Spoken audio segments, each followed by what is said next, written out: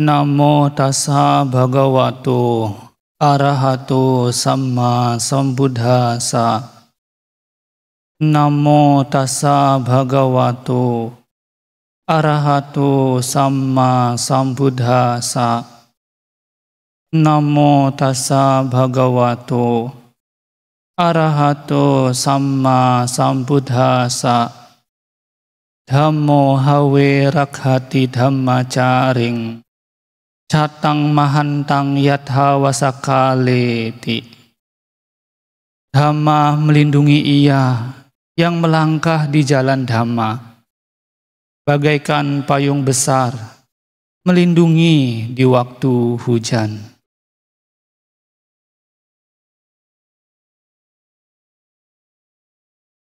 Ya, Bapak sekalian, selamat malam. Namo Buddhaya. Sakit enggak kakinya? Sakit. Berarti asli. Bukan kaki kayu. Ya, semoga ibu bapak dalam keadaan yang sehat, sehingga kita dengan leluasa menerima apa yang akan disampaikan beberapa menit ke depan. Ini adalah hari ke-25 dalam rangkaian SP di wihara ini.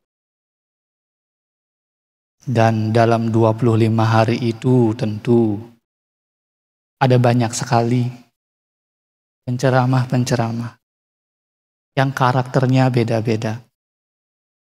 Cara menyampaikannya pun beda-beda.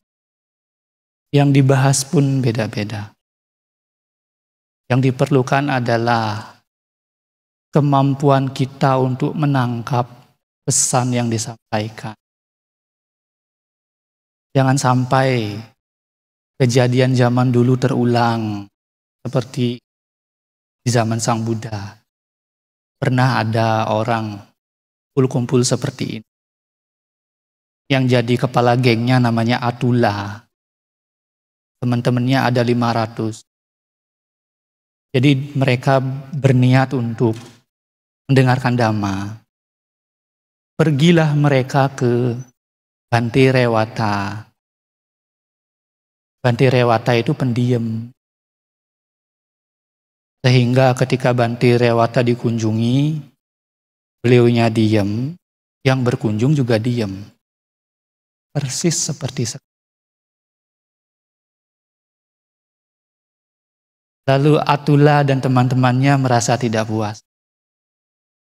Pergilah mereka ke Bante Sariputta. Bante Sariputta tahu rombongan ini ingin mendengar Dhamma. Bante Sariputta kan dharmanya mendalam, detail, rinci, dikasih ceramah panjang dan berat. Atula dan teman-temannya protes lagi. Aduh, terlalu lama. Aduh, terlalu mendalam. Pergi lagi cari Bante yang lain. Kali ini bertemu dengan Bante Ananda. Bante Ananda tahu kejadiannya sehingga beliau menyampaikan poin-poin Dhammanya saja. Dhammanya pendek, singkat, sederhana. Atula dan kawan-kawannya protes lagi. Terlalu pendek Bante. Akhirnya mereka kemana? Pergi mengunjungi Sang Buddha. Apa enggak dari awal ya? Akhirnya bertemu dengan Sang Buddha menceritakan semuanya. Bante Rewata enggak mau ngasih Dhamma. Bante Sariputta khotbahnya kepanjangan. Bante Ananda pelit sekali khotbahnya. Sang Buddha lalu bersabda, memang demikian. Di dunia ini tidak ada yang bebas dari celaan. Orang banyak bicara dicela. Orang tidak bicara pun dicela. Orang berbicara seperlunya pun dicela. Jadi di muka bumi ini tidak ada orang yang tidak pernah dicela. Yang ingin saya sampaikan adalah jangan sampai jadi salah satu di antara mereka yang mencela mereka yang berceramah. Karena tidak ada manfaatnya. Yang penting justru punya kesempatan bertemu banyak pembicara, kita bisa menyaring apa yang baik itu yang pakai. Yang tidak cocok ya biarkan saja. Karena dalam sebulan ini mendalami Dhamma, kita sebetulnya meningkatkan kebijaksanaan.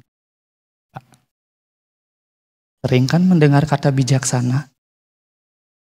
Tetapi sesungguhnya kata bijaksana itu bukan bahasa asli Indonesia. Kata bijaksana adalah kata serapan. Kata asing yang diserap dari bahasa Sanskerta, yaitu wicaksana. Wi artinya jelas, secara nyata, secara benarnya. Caksana artinya melihat. Jadi wicaksana artinya melihat secara jelas. Melihat secara nyata, secara benarnya. Ada sinonimnya, yaitu vipassana. Pasana dari kata pasati juga artinya melihat. Jadi vipassana, wicaksana, bijaksana artinya sama. Yaitu melihat segala sesuatu secara jelas, sebagaimana adanya. Maka orang yang mampu melihat segala sesuatu secara jelas disebut orang yang bijaksana. Melihat apa Bante? Ya kehidupan kita. Sesuai dengan kebenaran. Dan kebenaran itu kalau mau dipilah ada dua macam Ibu Bapak. Ada kebenaran yang hanya berlaku secara persepakatan, yaitu benar pada waktu, tempat, dan orang tertentu. Tetapi ada juga kebenaran yang berlaku secara universal. Tidak pandang tempat, tidak pandang waktu, tidak pandang orang. Pasti demikian adanya. Dan malam ini saya hanya membahas satu saja, kebenaran universal. Dalam bahasa Pali, kebenaran universal yang pertama berbunyi sabbe sangkhara anicca. Segala sesuatu yang terbentuk tidak ada yang kekal. Jadi kebenaran universal yang pertama adalah tentang perubahan. Dan perubahan itu tidak selalu menyangkut hal-hal yang luaran. Bahkan hal-hal yang sangat private sekalipun berubah. Misalkan saja suasana hati kita. Kadang diibaratkan seperti cuaca. Kadang suasana hati kita cerah. Kadang suasana hati kita mendung. Suasana hati kita cerah kalau bisnisnya rame. Untungnya banyak, cerah. Suasana hati kita cerah kalau keberadaan kita dianggap, syukur-syukur dipuji. Dan yang paling jelas, suasana hati kita cerah kalau bisa berkumpul dengan hal-hal yang kita cintai. Entah bertemu dengan anak-anak yang berbakti, bertemu dengan jodoh yang sesuai dengan kriteria, syukur-syukur setia orangnya. Dan bisa bertemu dengan orang tua yang baik, suasana hatinya cerah ya. Tetapi suasana hati itu juga mengalami perubahan, menjadi mendung kalau bisnisnya sepi, apalagi merugi.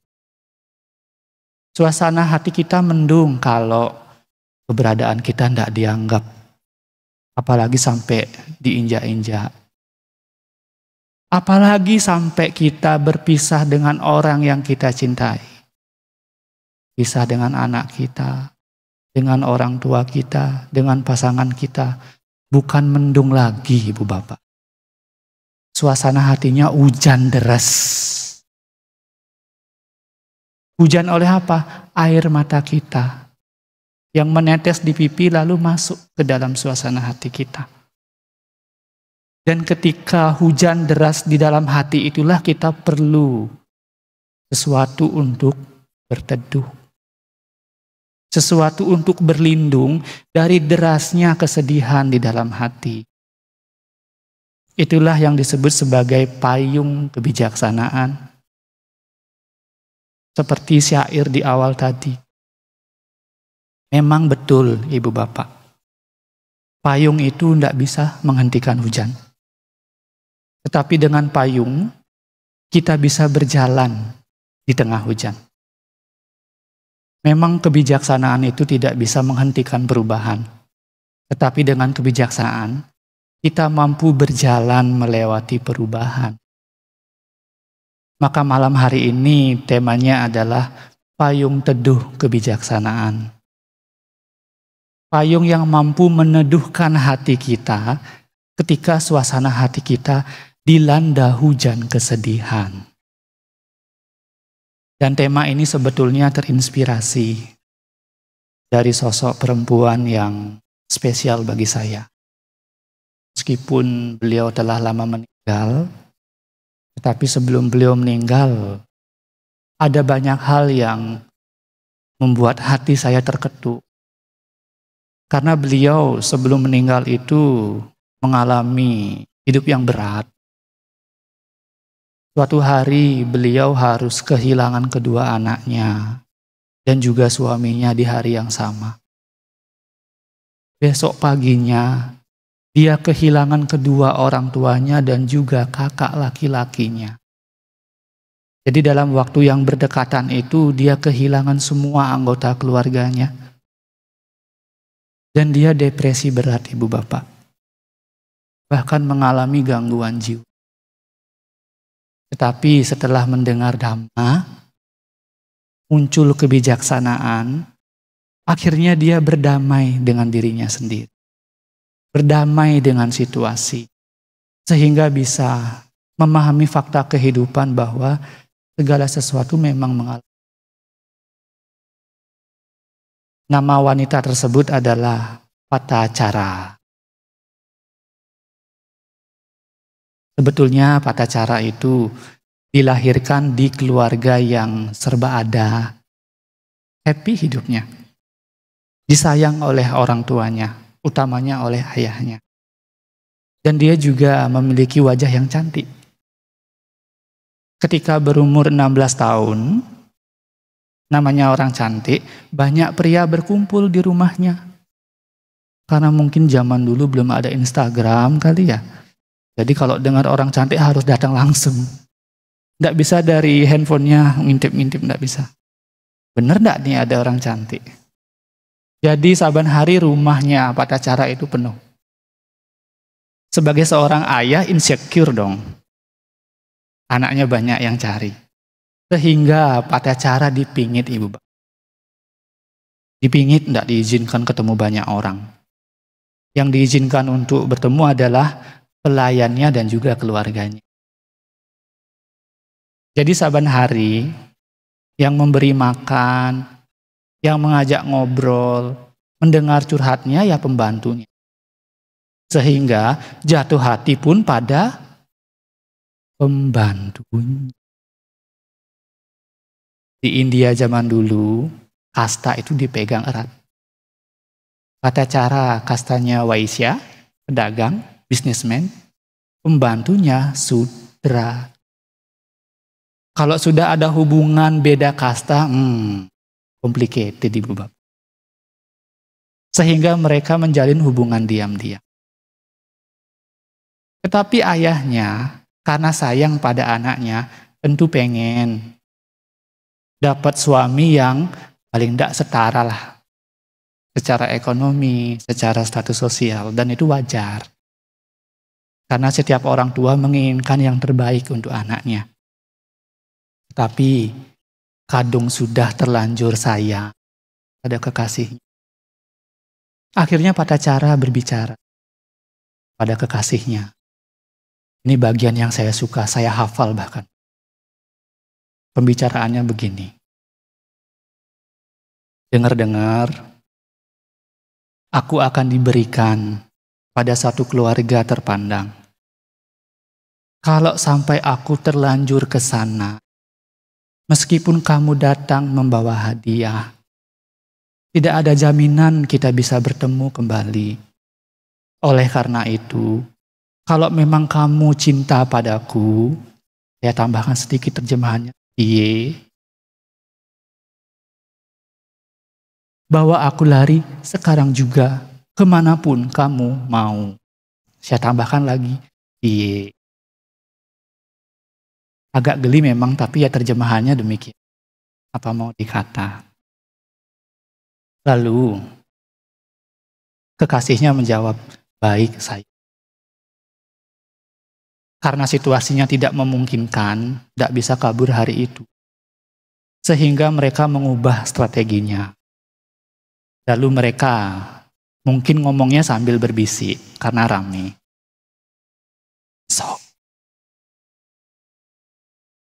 Aku di depan pintu gerbang. Kamu berupaya temui aku di sana. Dengar enggak?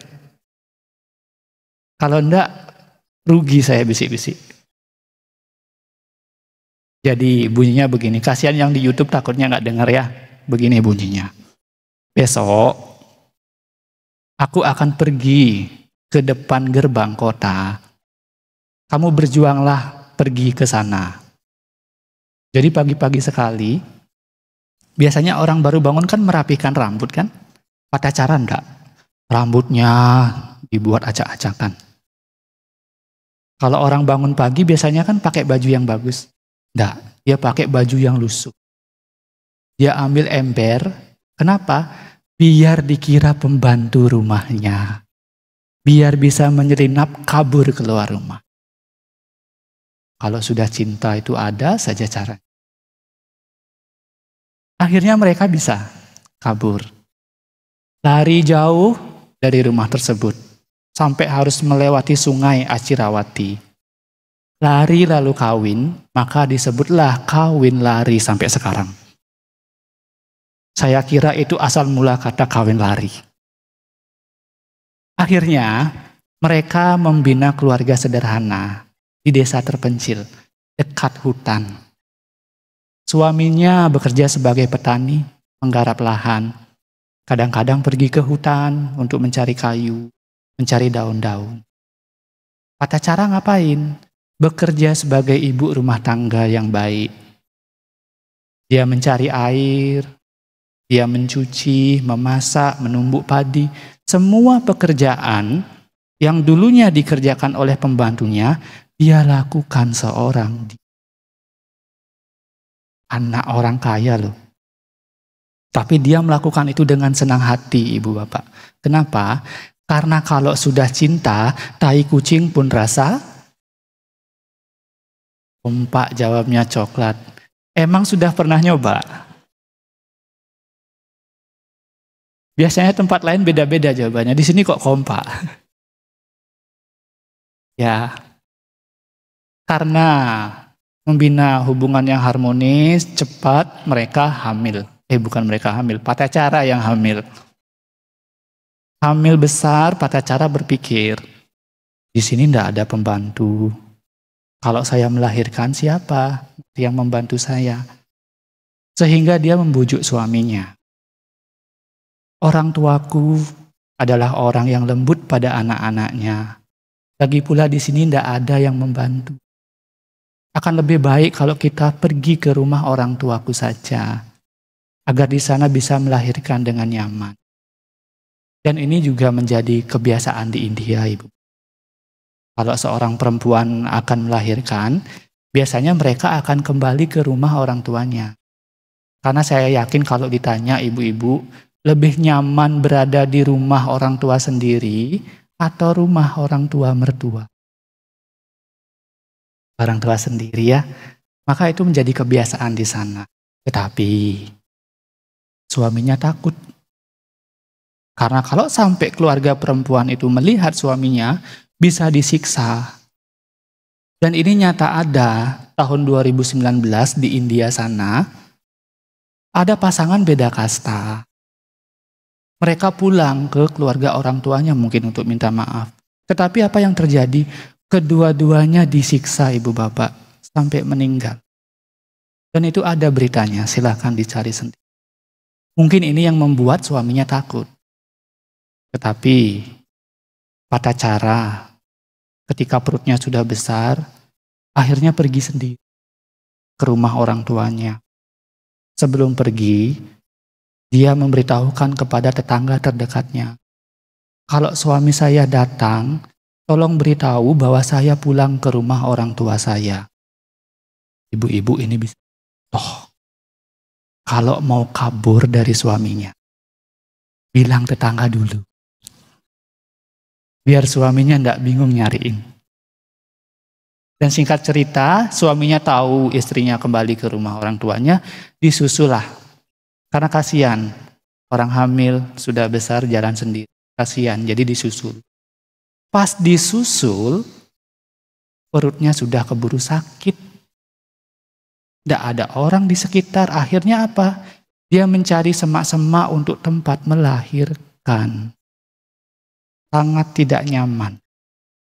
Melahirkan di rumah sakit saja tidak nyaman ya. Apalagi di semak-semak. Jadi dengan segala keterbatasan dia melahirkan putra pertamanya. Karena anaknya sudah lahir, tidak ada alasan lagi untuk kembali ke rumah orang tuanya. Sehingga Patacara dan suaminya beserta bayi lucunya kembali ke desa. Dan hubungan keluarga ini sangat produktif ibu bapak. Tidak jauh, hamil lagi Patacara. Sangat produktif. Utamanya zaman COVID seperti itu. Sangat produktif. Sehingga karena mungkin trauma melahirkan di jalan, Patacara memohon suaminya agar pulang lebih awal. Tapi suaminya tetap kekeh tidak mau.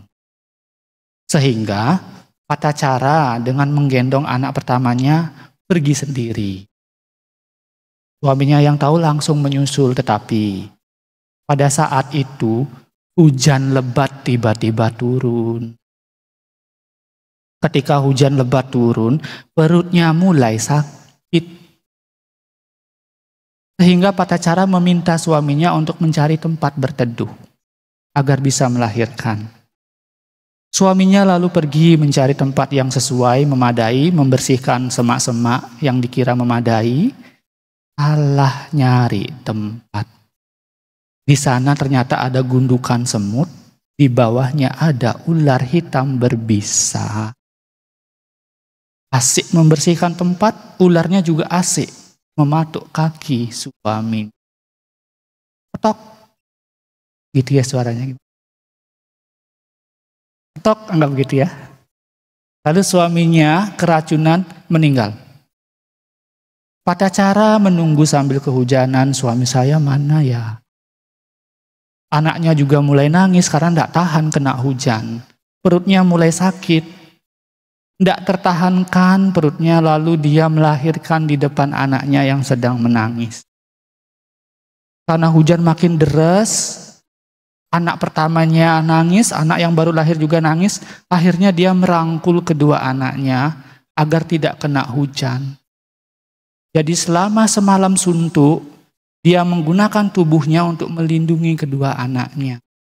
Bayangkan habis melahirkan lemesnya bukan main.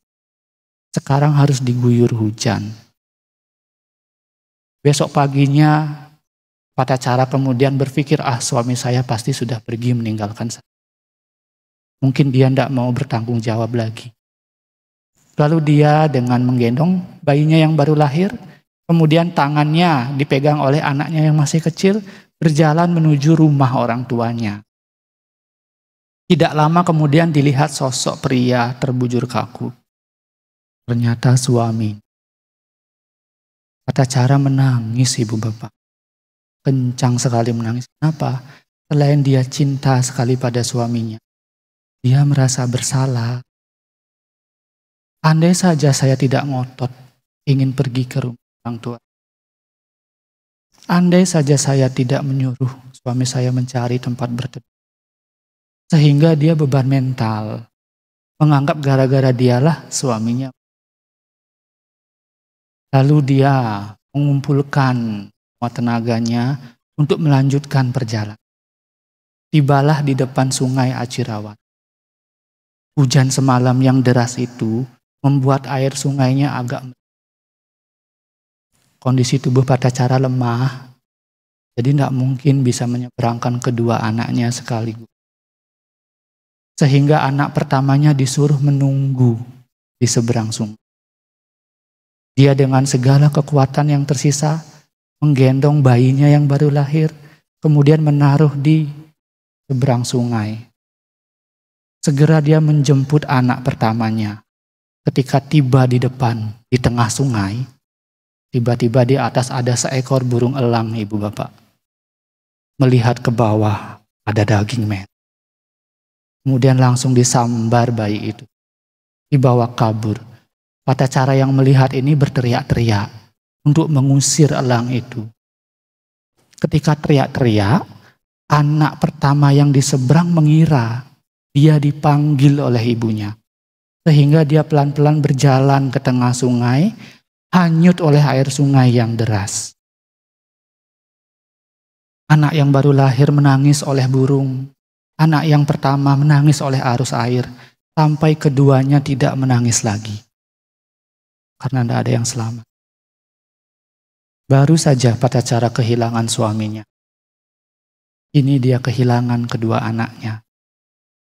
Dia merasa bersalah. Merasa tidak becus menjaga anak-anak.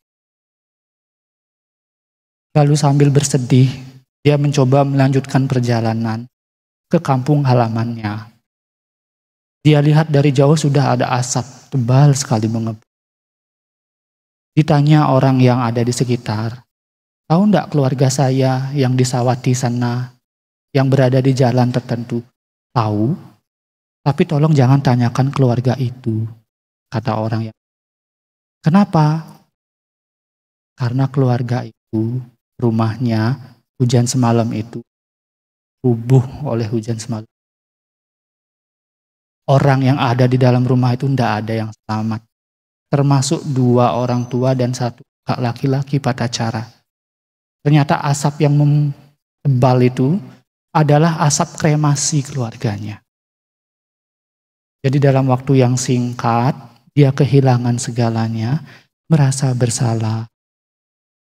Coba saja saya tidak kawin lari. Karena dia merasa bersalah belum sempat minta maaf. Beban mental yang luar biasa berat, tidak sebanding dengan daya tahan mental, membuatnya hilang akal. Dia mulai meracau, mulai lari ke sana kemari, pakaiannya sudah tidak karuan. Warga di sana tidak ada yang mengenali lagi. Dilempar dengan tanah, dilempar dengan sampah, sambil diteriaki orang gila, orang gila. Terus dia berlari ke sana kemari sambil meracau, tiba di depan gerbang wihara. Saat itu ada Sang Buddha sedang membabarkan dhamma. Kira-kira kalau ada wanita tidak pakai baju, penuh sampah, diizinkan masuk tidak ke wihara? Sehingga penjaga wihara waktu itu menghalangi Patacara. Tetapi Sang Buddha tahu Patacara perlu pertolongan. Sehingga diizinkan masuk. Begitu sudah tidak terlalu jauh dan tidak terlalu dekat, Sang Buddha bersabda, "Wahai saudari, sadarlah." Lalu langsung Patacara sadar kembali. Melihat kondisinya sudah tidak karu-karuan, malu dia. Sehingga dia langsung tiarap untuk menutupi bagian tubuhnya.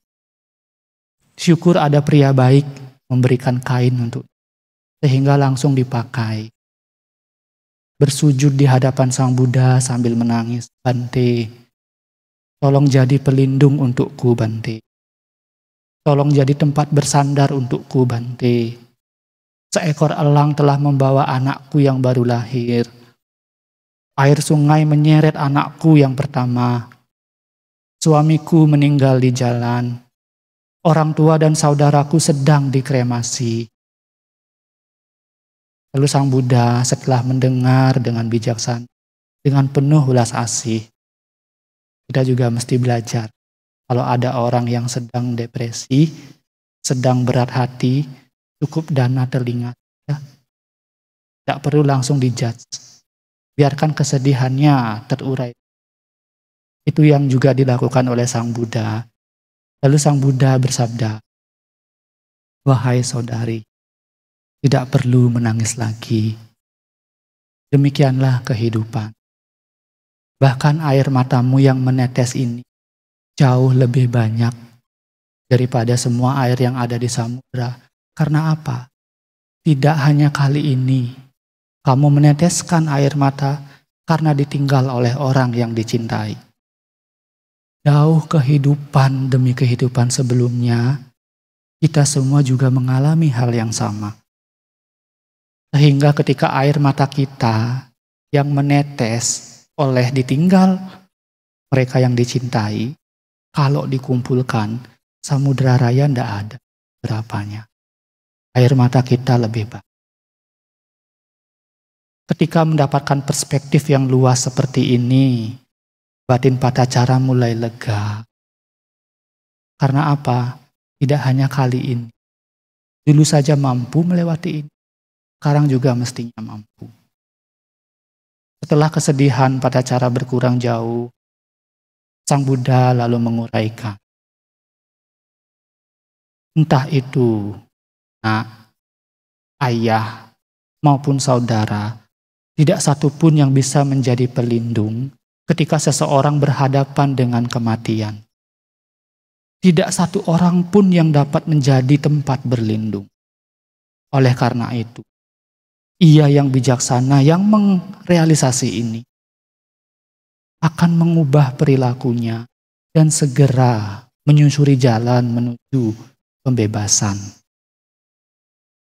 Uraian ini membuat Patacara sadar bahwa tidak ada yang kekal di dunia ini. Termasuk orang yang dicintai, termasuk juga dirinya sendiri. Karena mau menerima bahwa semuanya tidak kekal, termasuk batin dan jasmaninya, maka belenggu pertama hancur.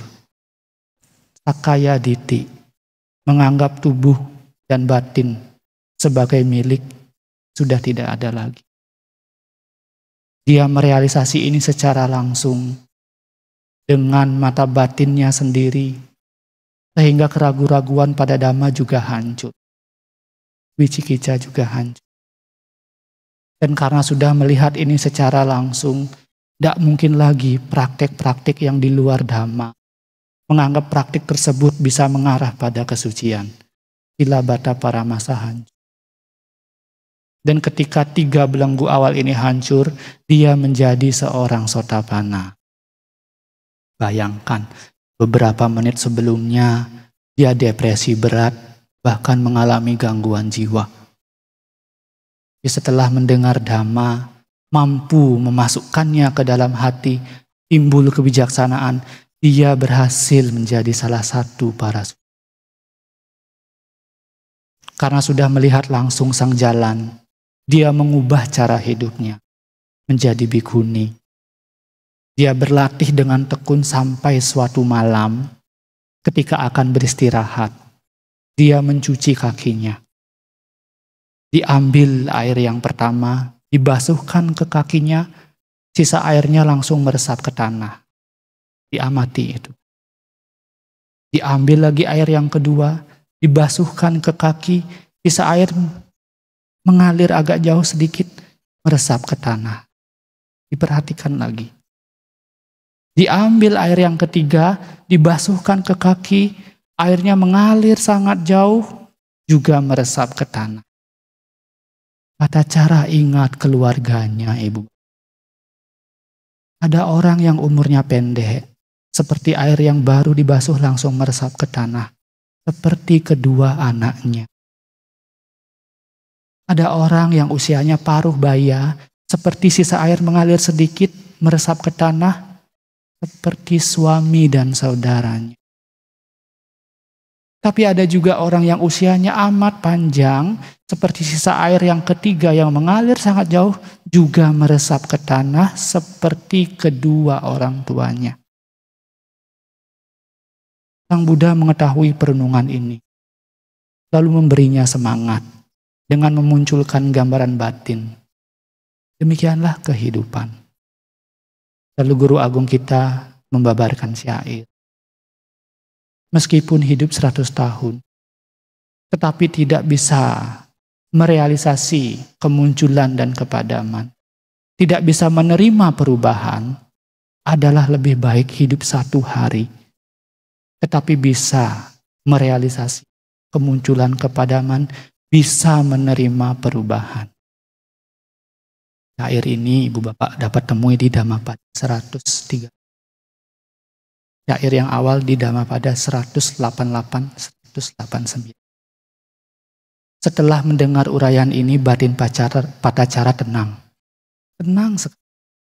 Sehingga dia masuk ke dalam kuti untuk beristirahat, diambil peniti untuk mematikan lampu minyak. Ketika api padam, seluruh pengotor batinnya juga ikut padam, Ibu Bapak. Ruangan memang gelap gulita, tetapi batin Patacara terang benderang. Beliau menjadi arahat, menjadi orang suci, mencapai yang patut dicapai. Itu kisah Patacara. Bayangkan, dari orang yang sebelumnya depresi, tidak bisa mengingat kehidupannya sendiri bahkan, karena menjadi orang yang gangguan jiwa, begitu mengenal Dhamma, punya kebijaksanaan, batinnya malah terbebas. Seperti syair di awal, Dhammo hawe rakhati dhamma caring, catang mahantang yatha wasakale. Dhamma melindungi ia yang melangkah di jalan Dhamma, bagaikan payung besar melindungi di kala hujan. Patacara punya kebijaksanaan untuk bisa menerima perubahan. Dan kebijaksanaan itu diibaratkan seperti payung. Sekali lagi, payung memang tidak bisa menghentikan hujan. Tapi dengan payung, kita mampu berjalan di tengah hujan. Kebijaksanaan memang tidak mampu menghentikan perubahan. Tetapi dengan kebijaksanaan, kita mampu berjalan melewati perubahan. Sehubungan dengan hal inilah dikatakan payung teduh kebijak. Demikian yang disampaikan. Mudah-mudahan bermanfaat bagi praktik kita semua. Saya tutup dengan Sabbe Satta Bhavantu Sukhitata. Semoga semua makhluk berbahagia. Sadu, sadu, sadu. Mungkin ada yang mau bertanya? Persilakan.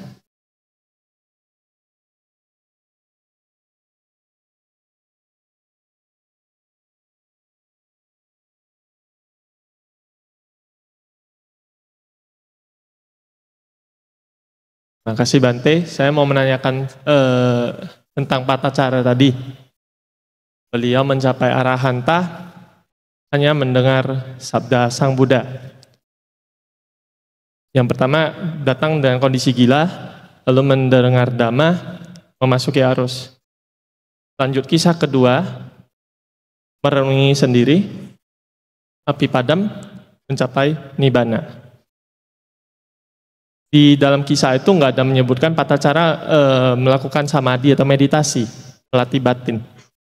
Apakah bisa mencapai pemasuk arus atau Nibbana hanya mendengarkan Dhamma tanpa meditasi, Bante? Terima kasih.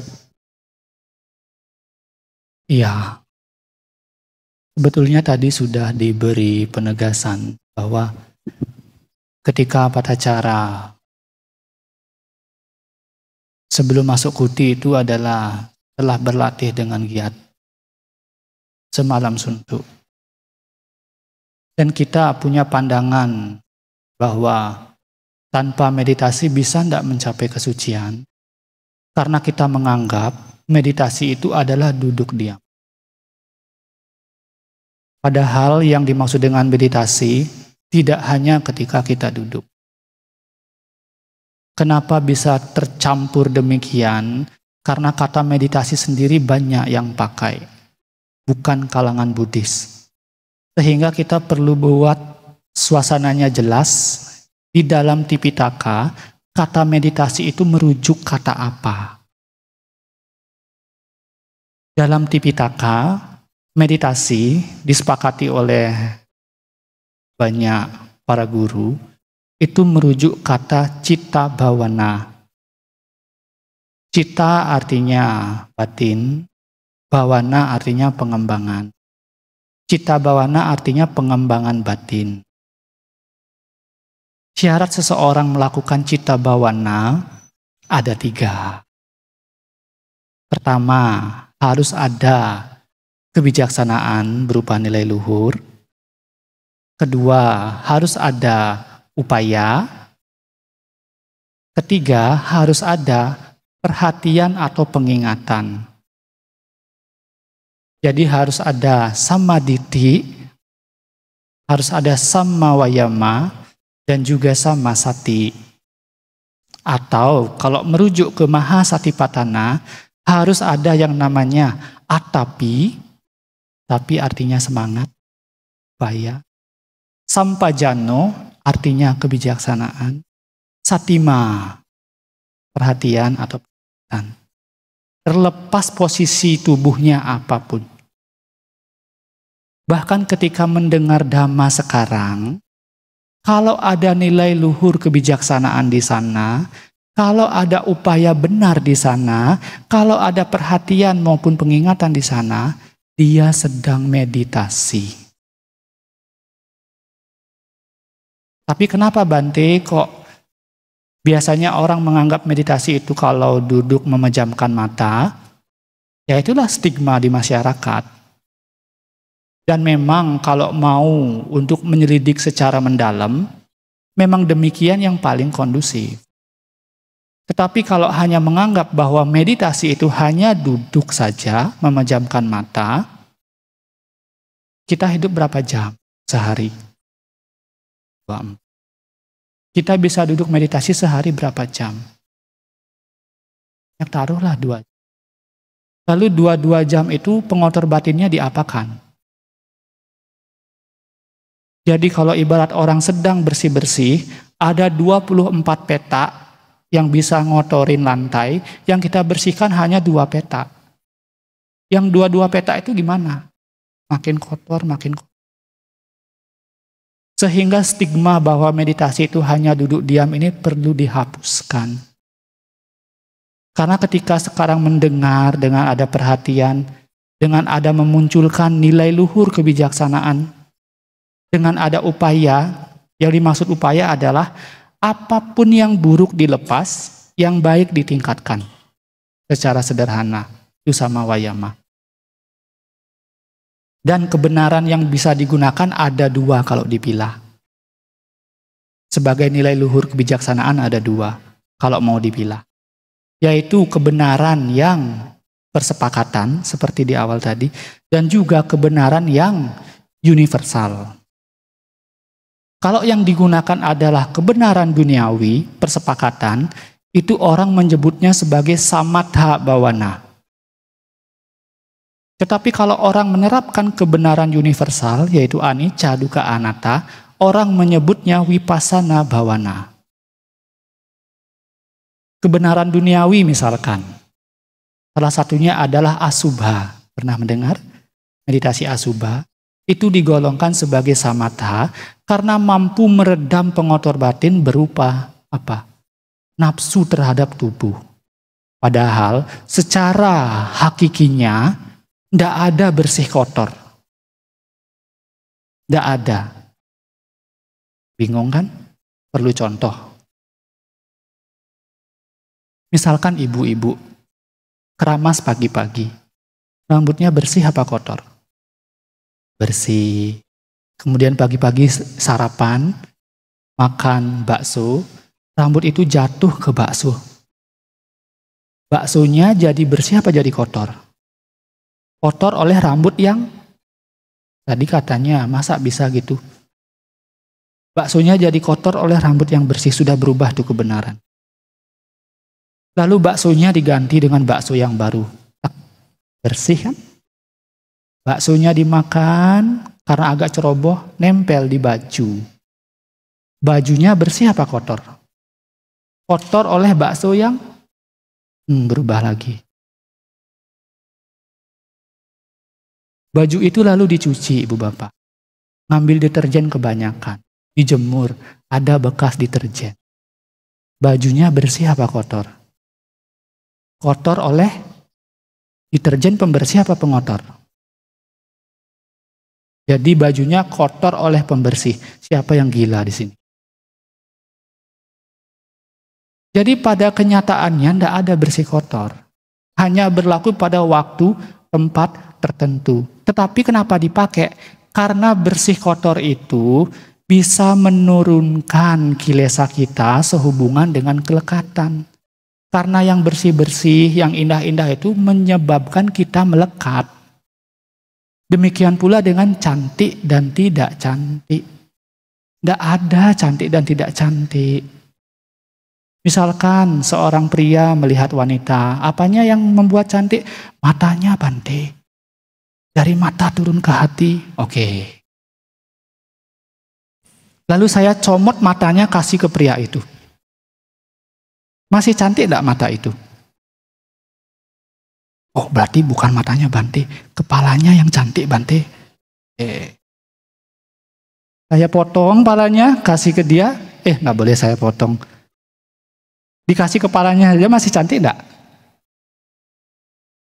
Oh, berarti keseluruhan tubuhnya cantik, Bante. Oke. Dikasih seluruh tubuhnya tapi enggak gerak. A.K.A. mayat. Masih cantik enggak? Dan urusan cantik enggak cantik itu hanya urusan warna, Ibu Bapak. Bibir merah cantik ya. Tapi kalau merah itu pindah ke mata, buyar sudah. Cantik enggak cantik itu urusan jumlah juga. Cantik kalau matanya 2, kalau lebih 1? Atau hidungnya lebih 1? Bentuknya sama loh, tapi lebih. Buyar sudah. Jadi cantik, tidak cantik, bersih, kotor itu persepakatan saja. Tetapi masih bisa dipakai. Karena apa?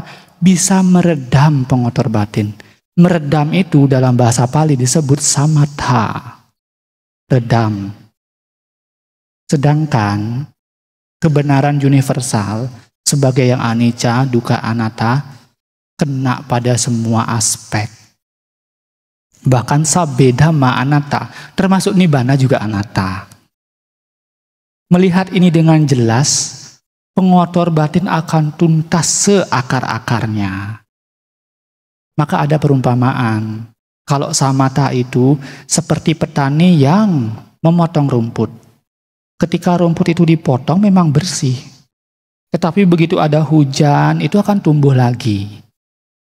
Tetapi kalau orang berlatih vipassana itu seperti mencabut ke akar-akarnya. Meskipun ada hujan, tidak bisa tumbuh lagi. Jadi meskipun di cerita itu Patacara seolah-olah tidak bermeditasi, duduk tenang, sebetulnya batinnya sedang mempraktikkan meditasi. Lagi pula, kondisi batin Patacara pada saat itu sudah cukup matang. Kenapa? Bahkan Patacara dinobatkan sebagai bhikkhuni yang paling unggul dalam winaya. Karena pada zaman Buddha Padumuttara, beliau terinspirasi. Ada bhikkhuni yang juga unggul dalam winaya. Sehingga selama 100.000 kalpa, dia melatih paraminya. Dan ketika lahir sebagai Patacara, sebetulnya sudah tuntas. Satu hal yang menarik Ibu Bapak, orang yang sudah tuntas paraminya saja bisa mengalami depresi demikian. Apalagi yang belum. Sehingga mumpung kenal Dhamma, berjuanglah dengan sungguh-sungguh. Gunakan waktu yang tersisa. Kita tidak tahu berapa banyak parami yang sudah kita lakukan.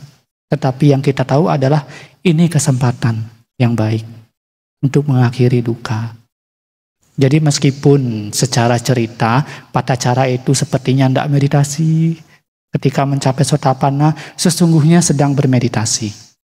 Karena yang dimaksud meditasi adalah mengembangkan nilai luhur yang belum ada pada batin. Sampai tingkat tertentu disebut Sotapanna. Kalau nilai luhurnya berkembang, pengotor batinnya turun sampai tingkat tertentu disebut Sakadagami. Terus sampai tuntas disebut arahat. Itu hanya sebutan saja. Sejauh mana pengotor batin itu bisa dilenyapkan. Demikian, semoga jawabannya memadai ya.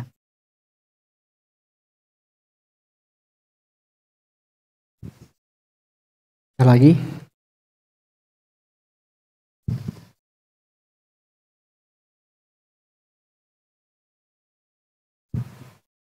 Namo Buddhaya Bante. Yang ingin saya tanyakan, apakah memungkinkan orang yang tidak belajar Buddha, ajaran Buddha untuk mencapai ibaratnya dari tidak mengenal agama Buddha, bisakah mencapai kesucian seperti Sotapanna dan seterusnya? Yang pertama. Pertanyaan kedua, mengapa terkadang saat kita melakukan meditasi, padahal pikirannya sedang fokus, tidak lari kemana-mana, tapi mengapa kadang-kadang bisa dengan sendirinya keluar air mata? Yang ketiga, dalam ajaran 8 jalan faktor utama, salah satunya adalah mata pencaharian yang benar. Nah, yang ingin saya tanyakan, bagaimana jika seseorang yang mata pencahariannya seperti nelayan, pekerjaannya kan menangkap ikan. Nah, itu bagaimana? Apakah kalau pekerjaannya memang nelayan, apakah dia mengenal ajaran Buddha, berarti dia mesti berhenti dari pekerjaannya? Kalau semua orang berhenti dari pekerjaan nelayan, tidak ada yang menangkap ikan dong. Itu aja Bante, Anumodana. Ya, terima kasih banyak. Pertanyaan pertama, apakah orang yang tidak belajar agama Buddha secara spesifik bisa mencapai kesucian? Ini jawabannya akan kontroversi. Siap-siap ya, bisa. Kenapa? Ada Paceka Buddha. Ketika Paceka Buddha muncul, tidak ada ajaran Buddha lain. Jadi dia menemukan sendiri ajarannya. Paceka Buddha. Tetapi ada juga yang mencapai kesucian kalau ada ajaran Buddha yang lain. Disebut Sawaka Buddha. Tetapi ada orang lainnya lagi berhasil menemukan dengan upaya sendiri ketika mengajar yang diajarkan bisa mencapai kesucian yang sama. Disebut Samma Sambuddha. Jadi ada orang yang berlatih sedemikian rupa bisa melihat 4 kebenaran Arya. Sebelumnya tidak ada ajaran itu. Dia bisa menembusi 4 kebenaran Arya. Kemudian dia mengajar dan yang diajarkan itu bisa menembusi hal yang sama. Itu disebut sebagai Samma Sambuddha. Pada saat itu belum ada ajaran Buddha yang lain. Di waktu itu. Tapi ada juga orang yang berlatih, waktu itu belum ada ajaran Buddha, belum ada agama Buddha, berlatih dengan tekun, dia merealisasi 4 kebenaran Arya, meskipun dia mengajar tapi tidak ada murid yang bisa merealisasi hal yang sama, disebut Paceka Buddha. Kalau yang Sawaka Buddha ya pasti harus kenal ajaran Buddha dulu. Jadi kalau pertanyaannya, bisa enggak kalau tidak mempelajari lebih dulu agama Buddha mencapai kesucian? Bisa. Tetapi untuk mencapai kesucian, jalannya sama. Selama jalan mulia berunsur 8 itu dipraktekkan, pada saat itu tidak ada dunia ini tidak akan sepi dari arahat. Jadi ndak mesti kenal agama Buddha terlebih dahulu, dan itu berlaku untuk sama Sambuddha dan Paceka Buddha. Tetapi kalau sudah ada ajaran sama Sambuddha, ngapain cari jalan sendiri? Ibarat orang sudah ada yang menemukan jalan yang bagus, tujuannya sama, ngapain kita cari jalan lain lagi? Lagi pula tidak ada jalan lain selain jalan mulia berunsur 8. Jadi bukan soal label agama atau apa, selama dia mempraktekkan jalan mulia berunsur 8, kesucian itu terbuka lebar.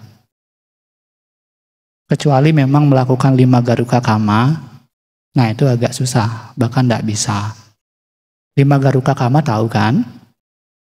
Ya, kalau sudah tahu tidak usah saya jelaskan soalnya. Tuh, jadi itu pertanyaan pertama, bisa. Tetapi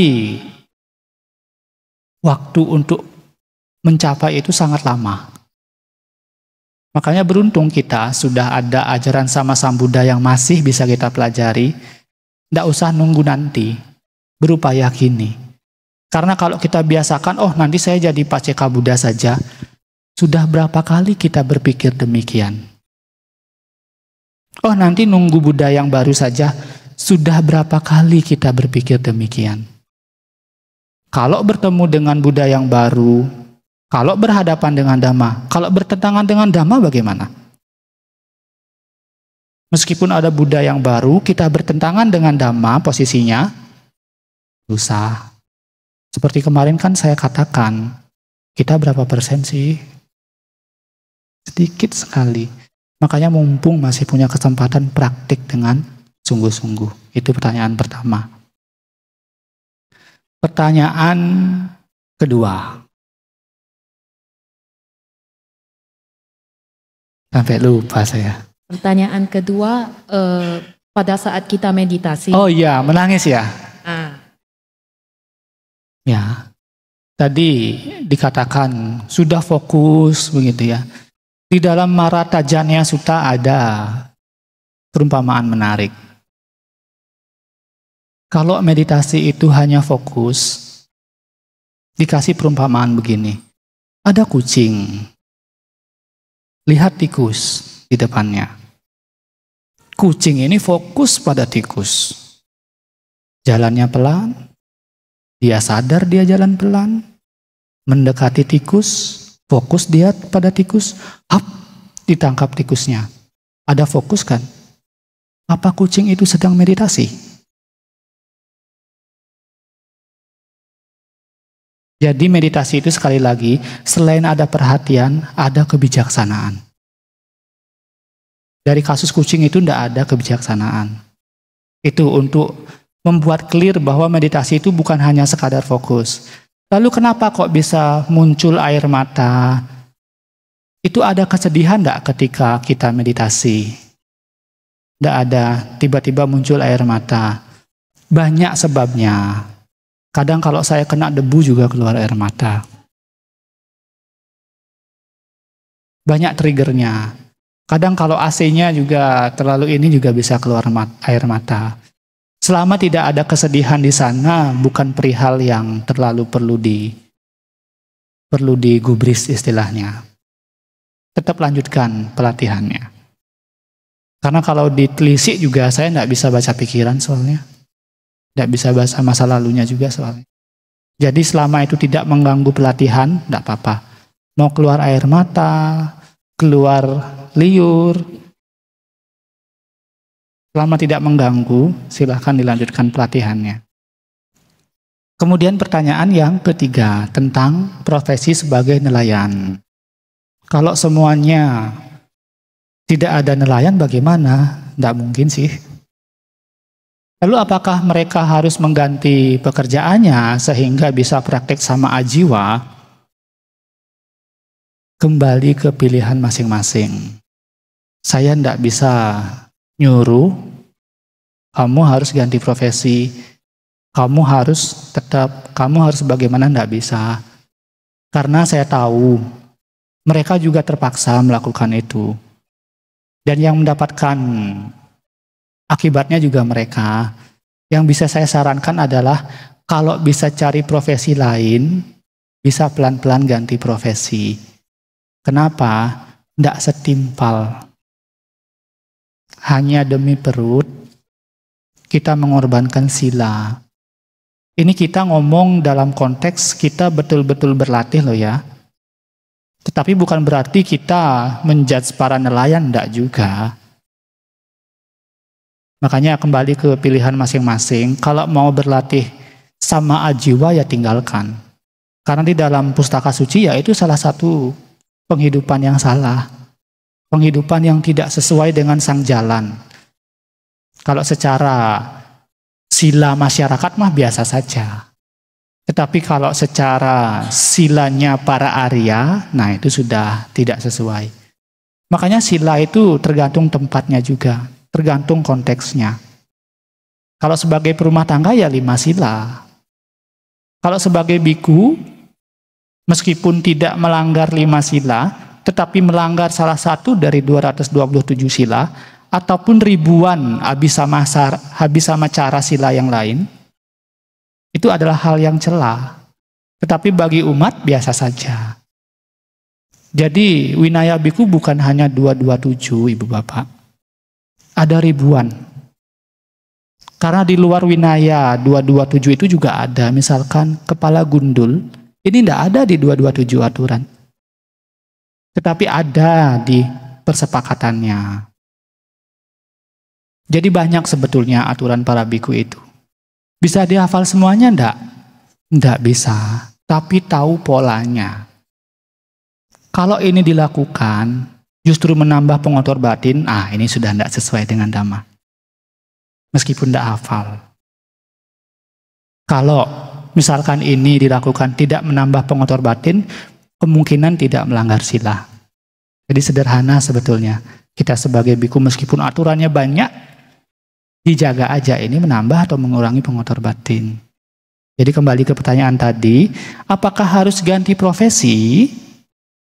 Tidak ada keharusan. Tetapi kalau mau berlatih dengan sungguh-sungguh, memanfaatkan kehidupan yang berharga ini, saya sarankan pelan-pelan ganti profesi. Carilah profesi lain yang tidak ada sangkut pautnya dengan membunuh makhluk hidup. Ya, semoga jawabannya memadai ya. Terima kasih. Lagi yang terakhir. Yang terakhir. Pandami Bante, sekitar itu tanya Bante. Ya mungkin ya. Kita ketika berkegiatan kita harus ada hati sama itu. Bagaimana dengan orang yang koma atau pingsan?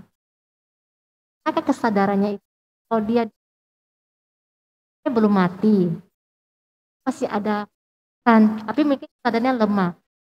Tanyakan kesadarannya itu kan lagi pingsan. Pertanyaan. Ya, pertama harus diperjelas apa itu sati. Secara terminologi, sati dari akar kata sar, artinya ingat. Jadi sati akan baik kalau diterjemahkan sebagai pengingatan, boleh juga diterjemahkan sebagai perhatian. Karena yang dimaksud sati adalah ingat terhadap apa yang dilakukan. Jadi yang dimaksud ingatan bukan selalu masa lampau. Ingat nanti ambil jemburan, itu kan masa depan sebetulnya. Tapi ada ingatnya. Ingat sekarang sedang di damasala, jaga sikap, itu juga ingat. Oh ingat dulu saya pernah berkata apa gitu, itu juga ingat. Jadi yang dimaksud dengan pengingatan tidak melulu dengan masa lampau. Masa kini, masa lalu juga masa yang akan datang juga ada pengingatan. Itu agar tidak tercampur dengan kesadaran. kesadaran banyak diterjemahkan dari winyana sebetulnya. Makanya kata winyana itu akan baik kalau diterjemahkan sebagai pengetahu. Dari akar katanya artinya tahu. Caku winyana, pengetahu sehubungan dengan penglihatan, atau kalau yang umumnya adalah kesadaran melihat. Itu beda dengan sati. Nah, orang bisa melihat kan, tapi bisa tanpa sati kan. Meskipun tanpa sati masih ada penglihatan di sana, tetapi tidak masuk ke batinnya. Ketika orang pingsan, kesadarannya ada di mana? Kalau yang dimaksud adalah kesadaran tubuh, ya tidak di luar tubuh. Karena kesadaran itu sudah ranah batin sebetulnya. Demikian juga dengan perasaan, pikiran, itu sudah ranah batin yang susah diketahui lokasi persisnya. Misalkan, perasaan menyenangkan misalkan ya. Kalau sedang senang, di mana senang itu berada? Di mana? Di sini. Kalau dibuka ada enggak? Di bedah begitu dibelek? Enggak ada. Sannya ada di mana? Susah juga. Cara ngecek. Lihat tangan saya ini. Di belakangnya bayangkan ada seekor gajah yang besar warnanya putih. Di belakang tangan ini bayangkan ada gajah besar berwarna putih. Kebayang enggak? Di mana gajah itu sekarang? Apakah di luar ibu bapak? Tidak ada. Apakah di dalam kepala? Mana mungkin gajah yang besar itu bisa masuk ke kepala? Susah diketahui lokasi persisnya. Tuh. Jadi di mana? Nah, pertanyaan di mana itu juga mengindikasikan kita masih punya sakaya diti. Menganggap bahwa kesadaran itu akan berada tetap di mana gitu. Padahal yang namanya kesadaran itu adalah sebutan kalau ada apa? Ada rupa, ada landasan, ada perhatian. Dan ketiganya disebut kontak, baru ada perasaan dan seterusnya. Jadi susah kalau ditanya di mana. Tetapi kalau mudahnya kesadaran mata ada di mana? Ya di lingkup mata. Kesadaran telinga ada di mana? Ya di lingkup telinga untuk memudahkan saja. Tetapi kalau dicek di bagian mananya? Di gendang telinganya kah? Di bagian daun telinganya kah? Atau di bagian mananya? Karena kesadaran itu sudah ranahnya batin. Batin dalam bahasa Pali disebut nama. Namanya ada, barangnya tidak ada. Selain batin disebut rupa. Barangnya ada. Tetapi kita tidak bisa mempersepsi rupa. Yang kita persepsi apa? Warna, bentuk. Karena rupa bukan barangnya asli. Yang kita lihat adalah warna, ya bahasa Palinya warna. Gitu. Jadi kita tidak akan bisa mempersepsi zatnya, itu tidak bisa. Yang kita bisa persepsi hanya warnanya saja. Tuh. Jadi tidak bisa dijawab pertanyaannya. Benar nih Tante. Ya, anumodana.